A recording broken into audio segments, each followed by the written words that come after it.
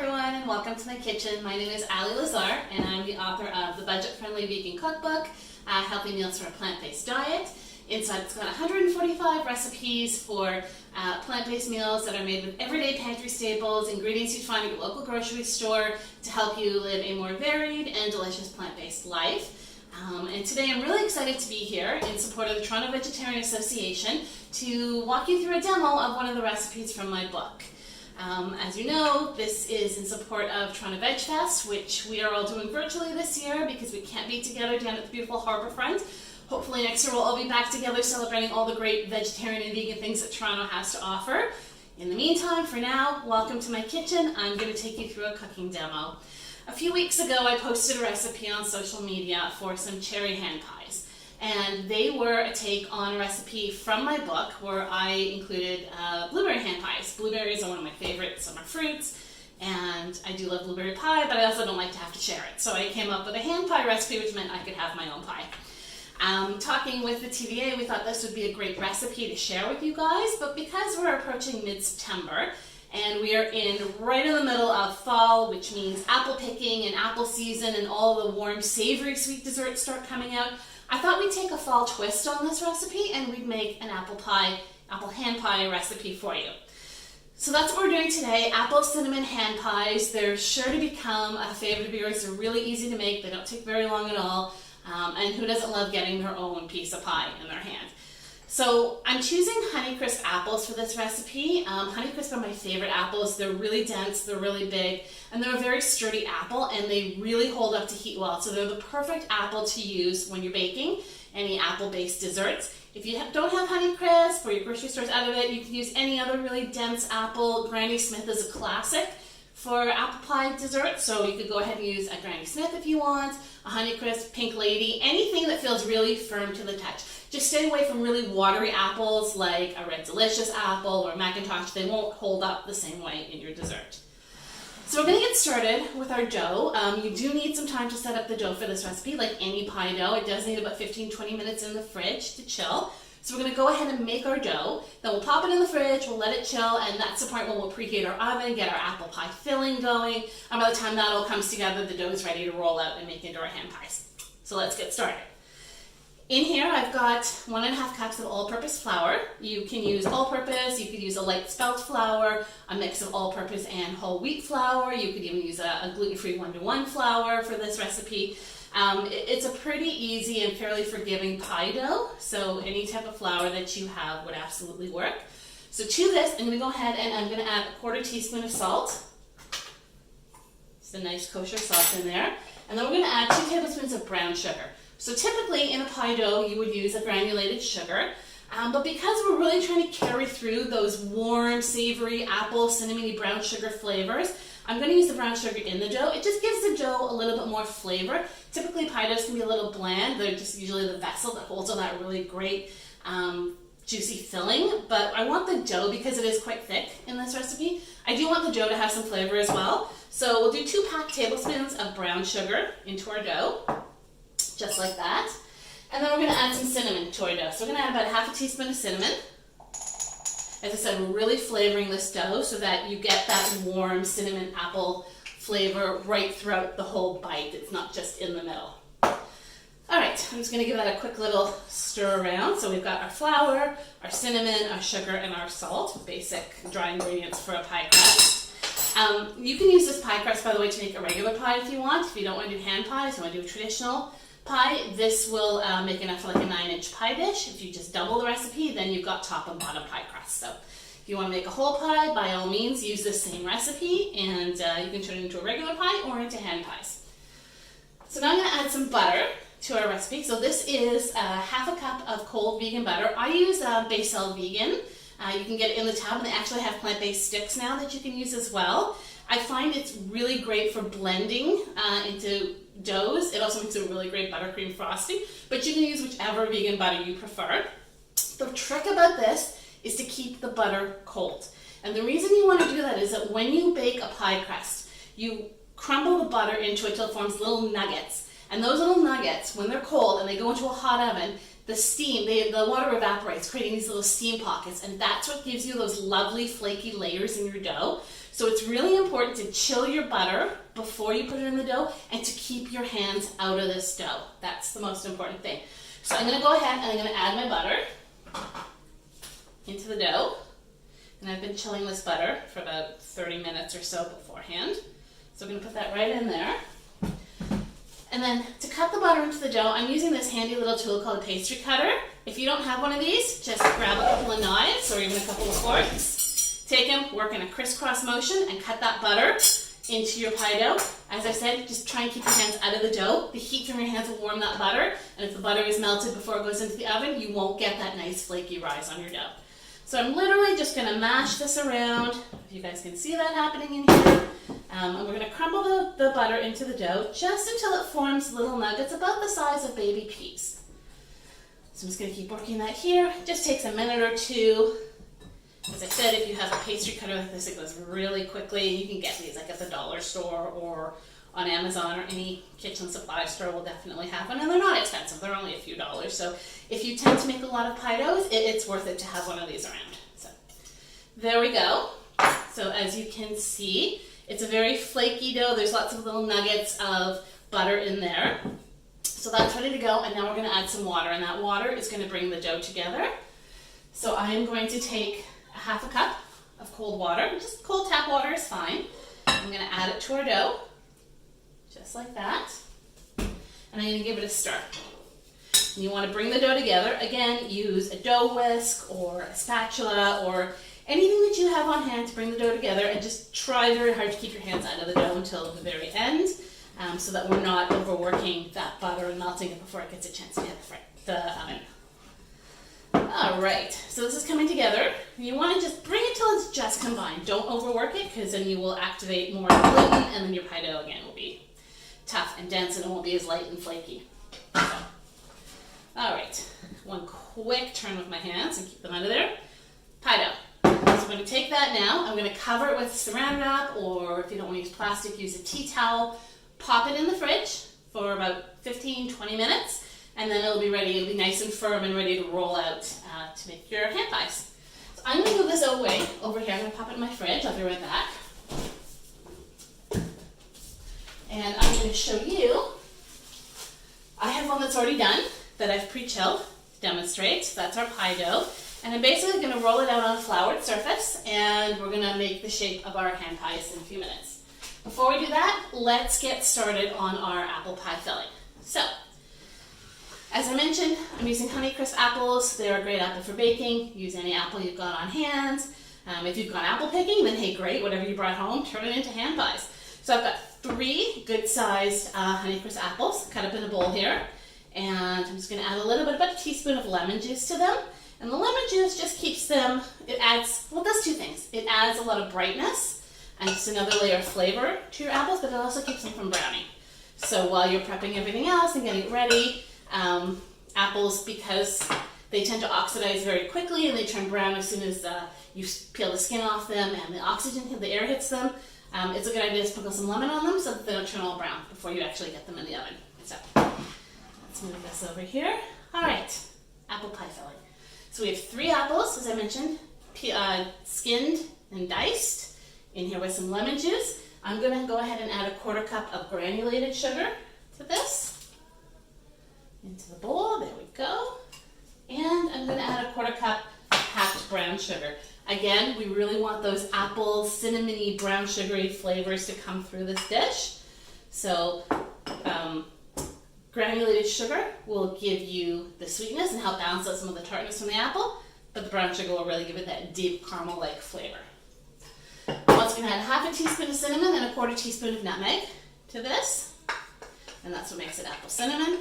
If you have pumpkin pie spice at home, you could totally use that too. All those flavors work really well with fall desserts. The big difference between apple pie spice and pumpkin spice is just that you're adding ginger and clove to a pumpkin spice. So it has a little more rounded flavor, but you could use either one here. I'm just going to give them a quick stir and bring that all together. So each apple piece is getting nicely coated with the sugar. And because the apples have a lot of water in them, the sugar will cling to them and give them that really sweet and savory taste to it. I'm going to add 2 tablespoons of cornstarch. The cornstarch is going to help bring the filling together so it's not too runny, so that when you put it in your dough, it's not actually coming apart on you. So we'll just put that in there as well. Give that a little toss around.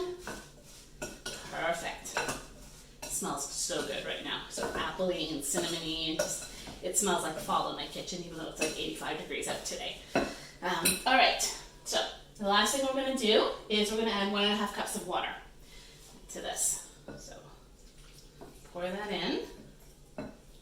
And then you're going to want to take like a medium saute pan or a skillet, put it on the oven, set it on medium-high heat, and then you take your, what looks like apple soup right now, because it's apple splitting in a bunch of water, but remember it has that cinnamon, that brown sugar, nutmeg, all those great flavors in it, and you're going to simmer it on the stove, and it should take about 10 minutes or so on medium heat.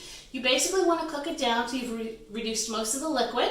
It's nice and thick, it's coating the apples, and there isn't a lot of syrup left. And I'll show you what that looks like, because I had some going on the stove here already. So, we're going to move this out of the way. Alright, so, you want to really reduce it down until it's like a nice jellied apple pie filling. This smells so good right now. The last step you're going to do to this, once it comes off the oven, when it's still hot, but all the liquid has been reduced from it, you're going to add a teaspoon of butter to it, vegan butter. And the reason you're doing that is you want to just make it a little more creamy and bring out more of like a butterscotch caramel flavor to it. Again, fall flavors, they all work really well together. You don't have to do it if you don't want to. If you'd rather just leave it as plain apple pie filling without the butter, it's totally fine. It doesn't change it much in any way. You're just making it to more of like a butterscotchy caramel filling. So we'll pop this aside for a second. And it's about time to start working with our dough. So I'm going to grab a cutting board. I'm going to grab some extra flour here that we're going to cover our surface with. You always want to work on a flat floured surface to roll out your dough. It'll just be a lot easier to work with. You'll also need a rolling pin for this part. And I'm just using like a regular long tapered rolling pin. I find it's my favorite for working with the dough. Alright, so we're going to get started. We're going to roll out our dough. You're also going to want a bowl. If you have a large, like 8-inch or so cookie cutter, round cookie cutter, that's great. If not, grab a soup bowl, and you're just going to use it to trace out your shapes. So I'm going to grab my dough. I'm going to grab a knife for cutting and tracing. And I think we'll start with half the dough at a time. It's a little just easier to manage. I've got a small space here, so breaking the dough down a little bit helps. All right, so we're going to roll out our dough. A little more flour on there. And you're just going to work the dough until you get it to between 1/4 and 1/8 of an inch thick. So I'm also going to add a little more flour to this one. It's a little sticky. There we go. All right, so I'm just going to roll it out on my board. Just like this. Okay? So you can see it's between 1/4 of an inch and 1/8 of an inch thick. We're going to move some of this stuff out of the way. Take a standard baking sheet, just line it with parchment paper, or if you have a silpat mat, you could use that as well. Preheat your oven to 350 degrees for this.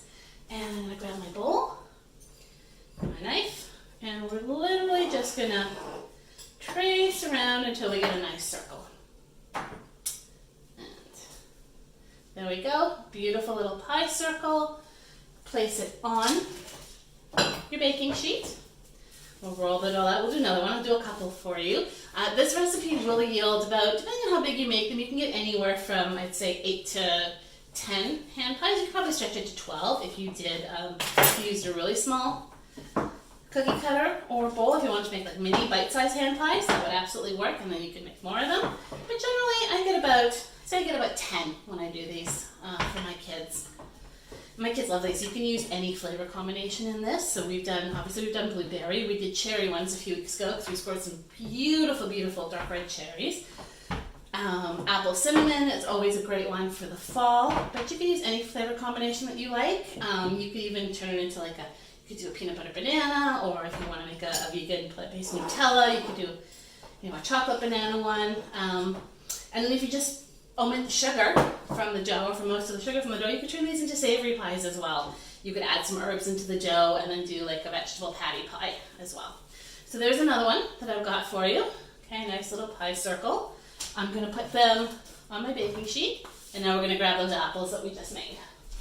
So I'm going to take the apple pie filling, and I'm going to grab a tablespoon and a fork to the edges, and you're going to put just about a heaping tablespoonful of the pie filling right in the center of your pie dough. You don't want to put too much more because then you can't close the hand pie, and then more of your filling will just leak out onto your tray. And we want to keep all that delicious filling in our hand pies as much as possible. So what you want to do is just fold it over in half, almost so it looks like a taco, and then just press it down with your hands. I'll do the same to this one. We'll fold it over, press it down, and then just to make sure that it's sealed, take a fork, or you can use your thumbs, pinch it together, but it adds a nice little decoration when you do it with a fork. We're gonna crimp the edges, sealing them off so that all that yummy, delicious, sweet, savory apple pie filling stays inside our hand pie. So that's what it's going to look like. Once it's crimped and done, I'm going to do the same thing to another one here. And then we're going to roll out a little bit more dough. Make a couple more. Excellent. All right. I'm going to put those aside, and let's get another one going. Perfect. This is also a great recipe to get kids in the kitchen helping with you. Dough is just like an edible version of Play-Doh. It's fun to play with. It's fun to roll, and it teaches kids things about, baking and working with different materials, and it's a fun activity for kids. My kids love being in the kitchen baking with me. So if you have kids that love to explore the kitchen, it's a great way to get them doing something without worrying that they're going to make a huge mess. All right, I'm going to cut out one more for you. Do that. Put them together. We'll grab our baking tray back, and we'll just pop him there on our baking sheet. Drop a bit of filling in the middle. But I should also mention this apple pie filling is fantastic in a hand pie. It's fantastic in a regular pie, but it's got so many other uses. You could literally just eat it right out of the pan. It's that good. It makes a great topping for vanilla ice cream. It's also great as a filling for a stuffed French toast or pancakes. You can make apple cinnamon pancakes with it and include the chunks of apples. It just has so many uses. It's absolutely fabulous. All right, so I've got 3 of these ready to go. We're going to get them ready to go into the oven. But just before we do, what I like to do is I like to take a little bit of plant-based milk. I'm using an unsweetened almond milk here. Just looking for my brush. You could use a plant-based milk. You could use a little bit of melted butter. You could use actually a little bit of aquafaba if you wanted. What we're doing is we just want to get a little bit of a glaze on the top. And we also want to sprinkle some raw sugar on top to give it that nice little sort of bakery-style crunch to it. And putting a little bit of liquid, whether it's a plant-based milk, whether it's a melted butter, or it's even some aquafaba, just helps the sugar stick to it. So I'm just using a raw sugar. And I'm just going to sprinkle it lightly on the center, on top, all over the milk, so the sugar granules stick. Need a little bit more to our pie. And we're going to pop it in the oven at 350 degrees. And you're going to bake it for 20 to 25 minutes until the tops are golden. You'll see some of the liquid oozing out from the cracks. That's okay. It actually makes a great picture for social media if you want to post them. But most of the filling will stay inside, and you'll know they're done because your kitchen is just going to smell like apple, cinnamon, fantastic goodness. So these will go into a 350 degree oven for 20 to 25 minutes. I've got some baking already. I'm going to pull them out and show you what they look like. Let's grab these. Perfect. There we go. So if you can see those, they are perfectly cooked and browned. Oh, they smell so good right now. Let's see if I can pick one of these up. All right. Apple hand pie goodness. The dough smells sweet. It smells a little savory. It's got that lovely apple cinnamon flavor coming through it. I'm going to cut into one of these so you can see the inside. And it's just bursting with apple pie cinnamon goodness. These are a really fun treat. If you're at the point where you're feeling safe, having some socially distanced gatherings, this is a great thing to serve because everybody gets their own, so you don't have to come into too much contact. And of course, when we're all able to get together again and have bigger parties, this is a great dessert to serve for people. So that's it. That's our apple cinnamon hand pies. I hope you enjoyed this demo. I hope you're enjoying Virtual Veg Fest, and that I just want to thank you for supporting the TVA and supporting Veg Fest and for watching this video. And the TVA has details, will provide details on how to get a copy of my book if you're interested, the budget-friendly vegan cookbook, and the recipes will be made available after this demo as well. Thank you so much for watching. Enjoy your weekend and happy Veg Fest!